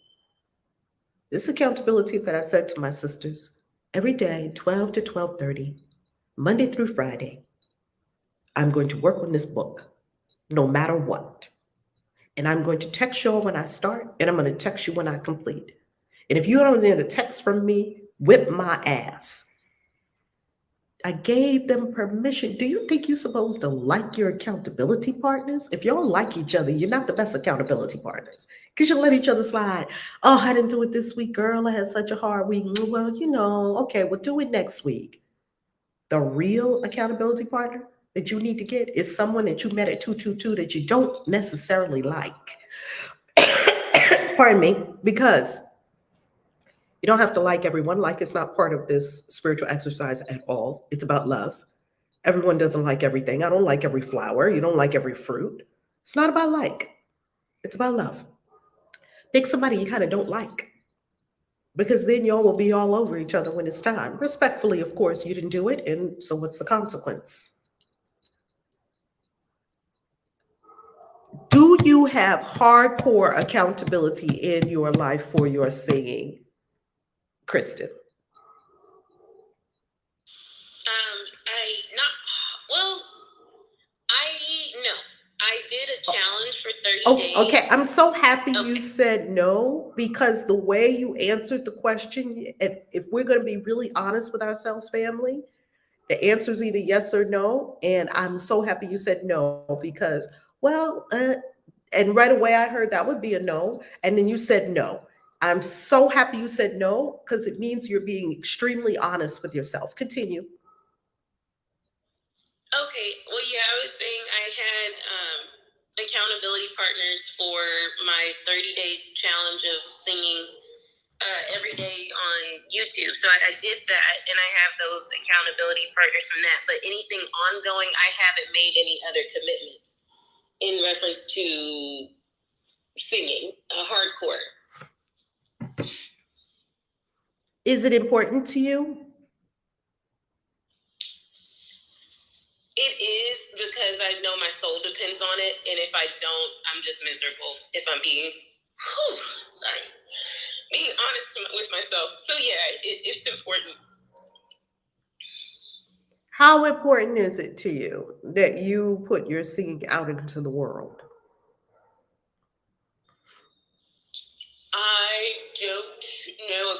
quantitative measure for that. It's really important. Convince us that it's important.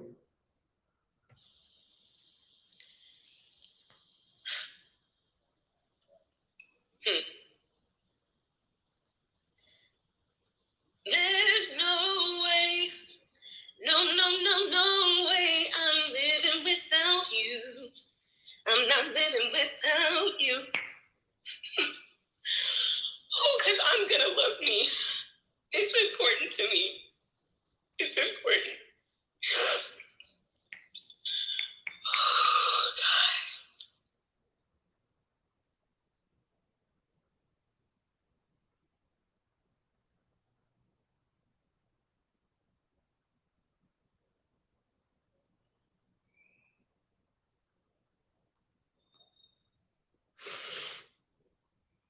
Could you say this is one of the most important things in your life, right up there with PJ?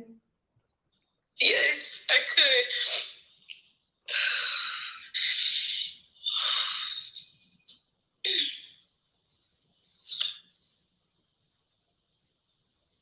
Yes, I could.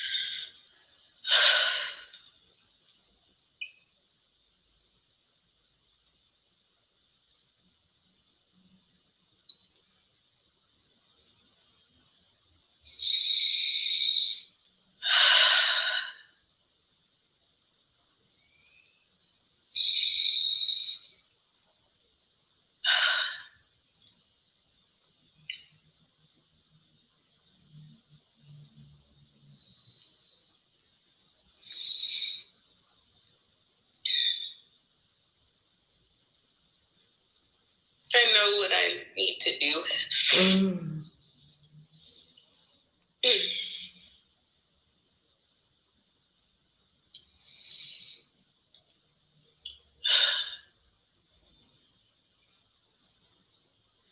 I feel complete in this moment.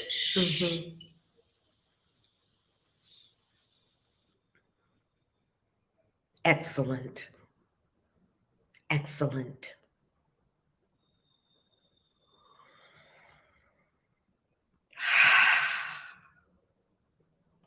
Who's next? Good morning. Good morning. So I knew I had done my commitment, and then it made me realize something. What I wanted to do in the first place was not that difficult. Like, technology makes everything so easy for us to achieve our dream of putting ourselves out there.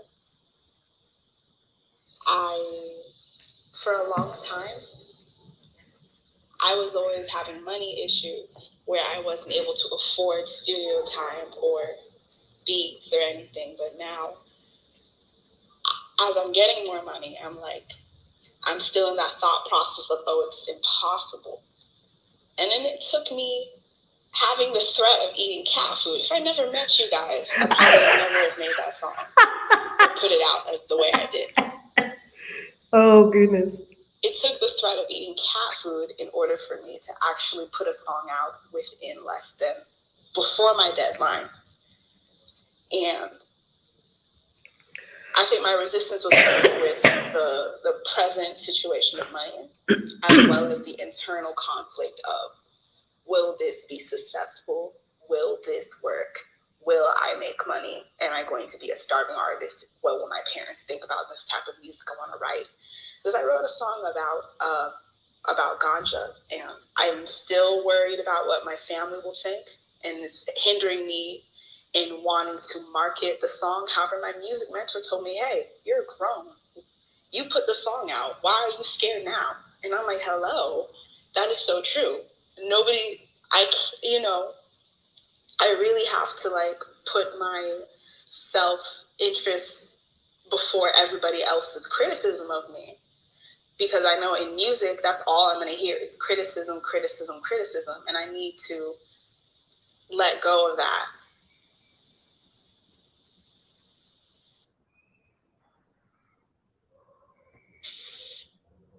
So what have you decided? I've decided, even though I'm scared, I'm terrified, I'm going to face this dragon. That's the cave I'm going to go in.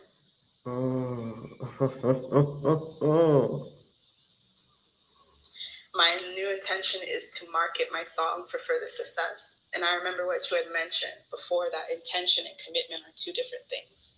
Where a commitment is where it's in your complete control, but the intention of the song being successful is out of my control. So my next intention is to market the song to success. And then my next commitment is going to be making a new song by June. I don't believe I'm going to need cat food for this one. So I'm excited for this journey, but I'm very terrified about a lot of things that don't make sense if I say them out loud. Like, I am terrified that everything around me is going to change too fast. And I know that speaking out into the open is going to just tell the universe that I'm not ready, which I'm not ready. I don't know how I would handle a situation I've never been in.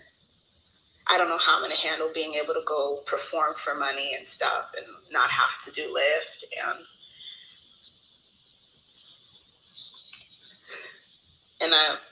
And when I've started putting myself out there and telling myself I want to do this, I've gotten so much support from Kristen, Fire Fairy, Raw Magic Jen, Denelcia. Like, so many people on here were very like open to like telling me gems and stuff that can help me be more successful. And I've always put myself out there with meeting new people in music and friends, but sometimes it never worked out, or it just the connection just fizzled out. Or, but I am going to put my music out there more. I'm going to write more songs and go to the studio. When I'm going to go live with these songs is, that's another intention for another day. It's really fascinating. Congratulations on saying and going in the direction of the cave with the dragon in the front, right? And family, if you're not sure what that means, get the 3 books. Why You're Stuck, No Excuses Manifesto and Dark Night of the Soul, written by yours truly at ValerieLove.com. Click on books. Now, family, what's your favorite Prince song? Everybody on stage, what's your favorite Prince song? The Beautiful Ones. The Beautiful Ones. Okay, who Get else? Off. Rain. Purple Rain. What else? Anybody, your favorite Prince song? Everybody on stage. Favorite Prince song? Purple Hard Rock Lover. Adore. Ooh, Hard Rock Lover. What's the other one? Yes. Oh, wow. Okay. What's the other ones? Adore. Adore. Okay. What's the other ones? Favorite Prince song? I also want to say Get Off is another favorite. Get Off. Okay. So my all-time favorite is the first one, I Want to Be Your Lover. I Want to Be Your Lover. Oh my God, I love that one. Okay. How many? The Beautiful Ones. I love that song. The Beautiful Ones. Okay. Lake Princess likes that one too. Loves that one too. I love Raspberry Beret, actually. I love Purple Rain. I love 1999. The big ones. I love those. How many songs did Prince create? Probably hundreds. Okay, Rena says When Doves Cry. Maria says Delirious. Black Women Stand Up says Purple Rain. Okay, so he created hundreds of songs, right? Is it possible he created more songs that they haven't released yet that are still in his repertoire?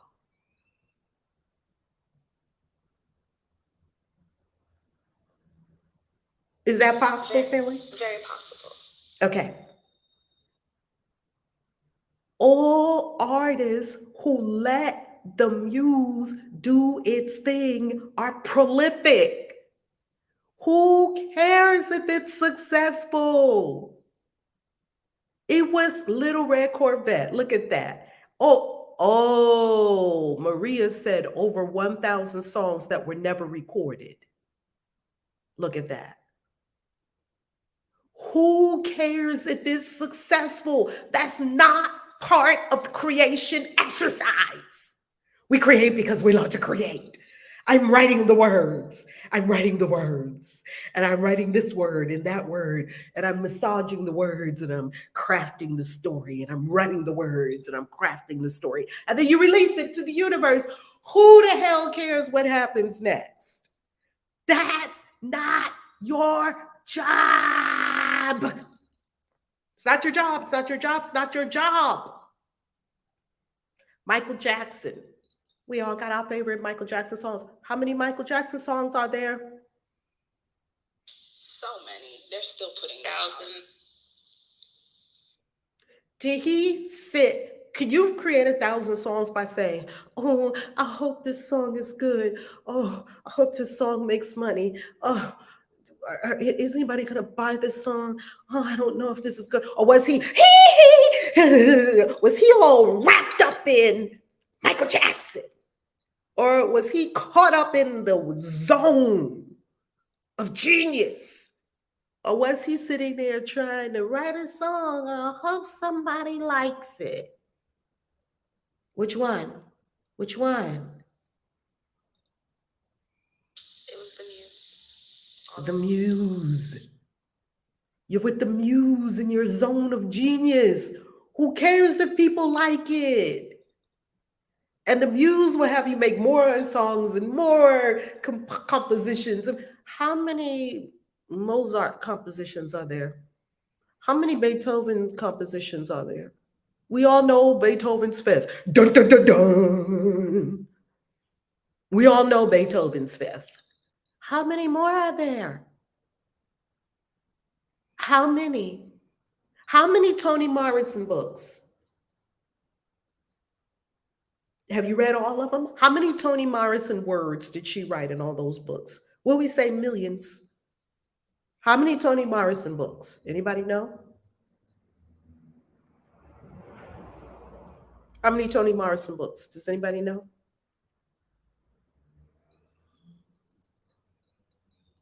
Quite a few. How many Maya Angelou books? How many Maya Angelou poems? And you know Phenomenal Woman and Still I Rise. We know those. How many Maya Angelou poems? How many?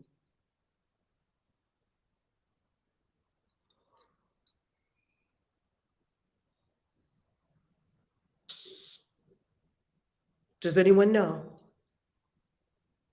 Probably hundreds. Probably. Thousands. What is the point of all of this? What is the point that we're making here? That what is a true artisan doing? What is a true artist doing? And all of you are artists. All of you are artists. And you have your art.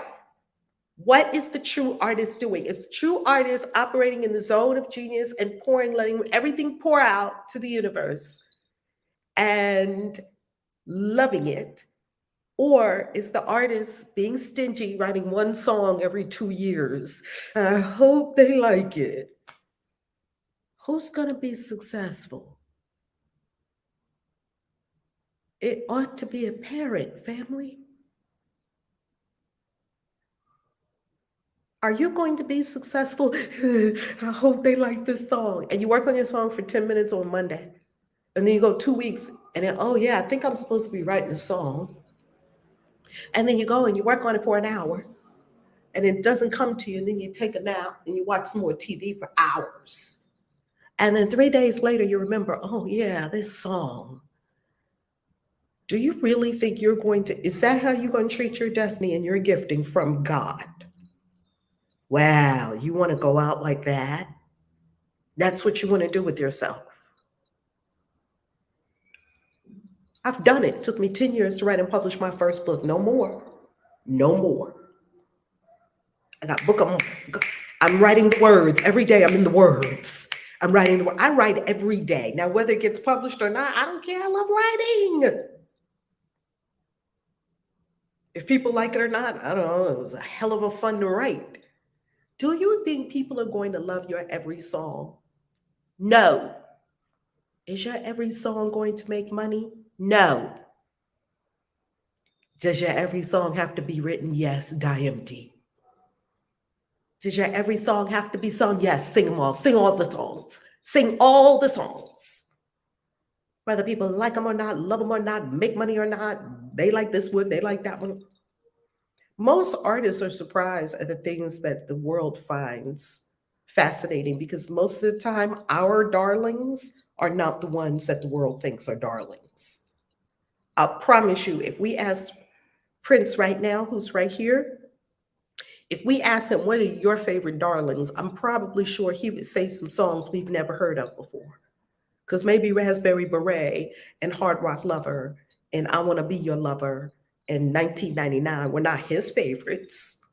Maybe some of them he would have been called accidents. I was just sitting there and all of a sudden I looked up and I saw a pink beret and I was like, well, it's kind of raspberry. Raspberry beret. Raspberry beret. You see, that's how the creative process works. Are you trying to hold on to shit? You're trying to control things. You're trying to make it happen. You're trying to wonder, is it going to make money? You're trying to wonder, are people going to like it? How can you bring your artistry and your masterpieces and your magnum opus to the world with all that going on in your brain? Flush it. Flush your brain like you flush the toilet and create every day. Every day. Every day. Do you have a studio? Kristen and Lake, do y'all have a studio? No. Do you have a studio? Yes. Okay, you have a studio. Good. Kristen has a studio. Excellent. Create a studio, Lake Princess. I'm not talking about a studio that you got to put this on the wall. You have to buy that. You have to buy that. I'm talking about an inner studio. First, you have to have an inner studio. Do you have a sanctuary within where your art is sacred? See, my words are sacred. These words that the universe put right here in my heart, these are sacred. I'm a keeper of the word. I have the words. Oh, I got the words. And I'm going to speak the words and I'm going to write the words. I don't cook. I don't clean. But let me tell you, I still got this ring.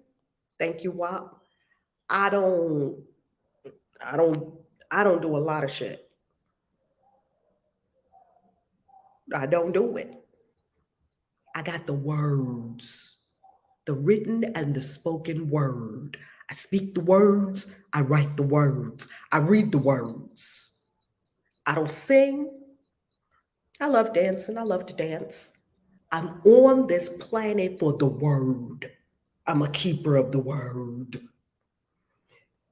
Lake and Kristen and Prince and Michael Jackson and Beyonce are on the planet for the song. Elton John, 30 years of writing and singing songs. Playing the piano, singing the song. Playing the piano, singing the song. Play the piano, sing the song. Alicia Keys for the song. Write another song, sing another song, play another song, write another song, sing another song, write another song, play another song, sing another song. Do you see? It's very simple. It's very simple. Rena Love and Light says, Dolly Parton made Working 9 to 5 beat by clapping her nails against each other. It was a hit.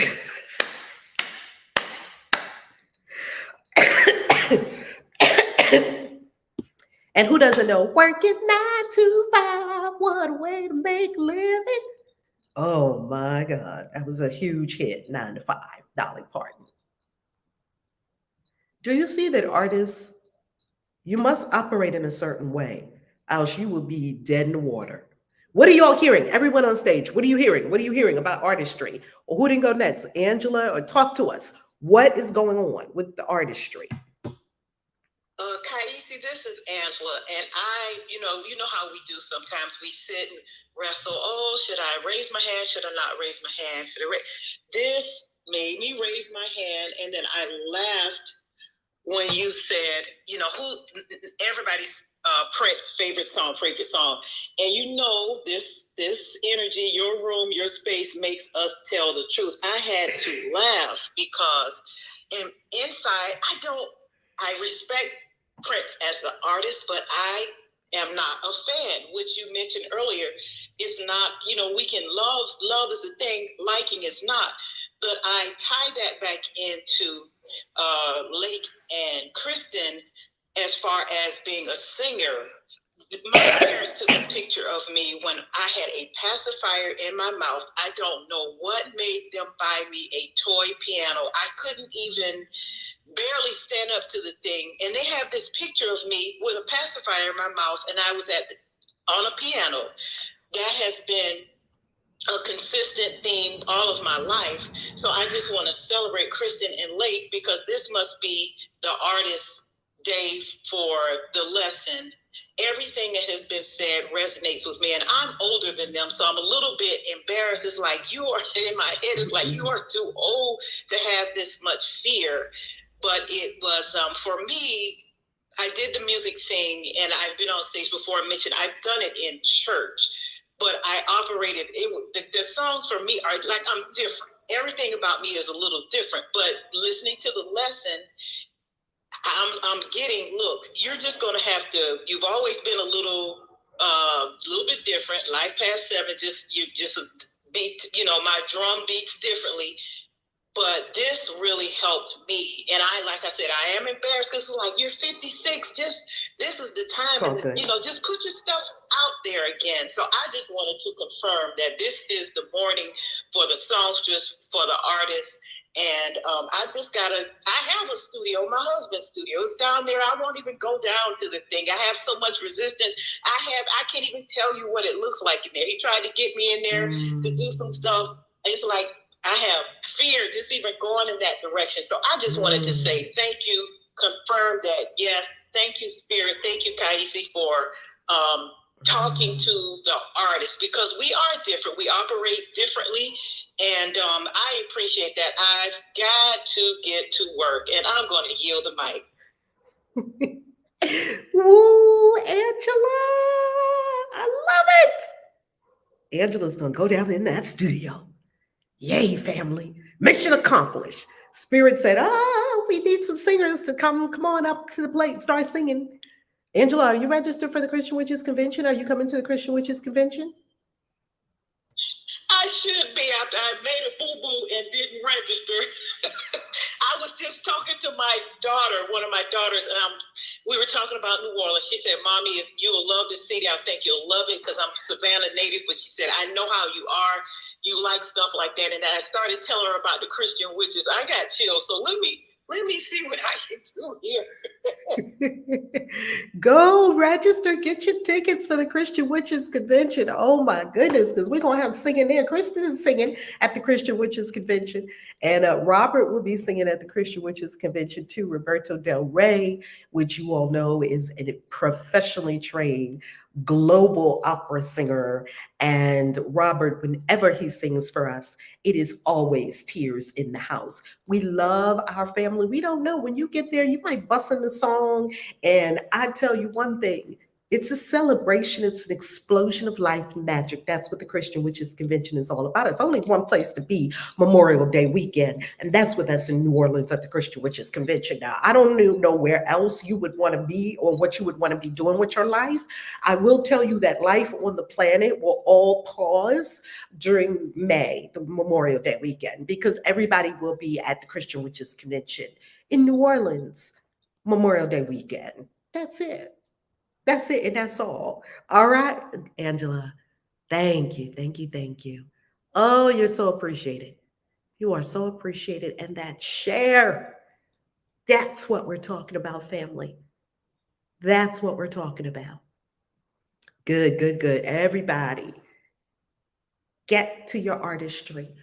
I'm going to turn it over to the mods. Who's doing our galactic signature or whatever else we're closing with? Good morning, everyone. Let me headphone out. I keep the headphone in because I don't want to wake up people in the family, because sometimes I'm on here screaming like, ah! Oh my gosh. So today, we're going to remember, today we escape from madness, and you're set free on freedom's road. Now that today's idea brings wings to speed you on, and hope that you will still go faster and waiting the goal of peace. There's no sin. Remember this today and tell yourself as often as you can, God's will for me is perfect happiness. This is the truth because there is no sin. So today's galactic signature family, we are in the blue family, the sky clan. Excuse me. 2, 2, 3, blue lunar night. I polarize in order to dream, stabilizing intuition. I feel the input of abundance with the lunar tone of challenge. I am guided by the power of vision. I polarized in order to dream, stabilizing intuition. I feel the input of abundance with the lunar tone of challenge. I am guided by the power of vision. I polarize in order to dream, stabilizing intuition. I feel the power of abundance with the lunar tone of challenge. I am guided by the power of vision. Blue lunar night. Sky Clan today.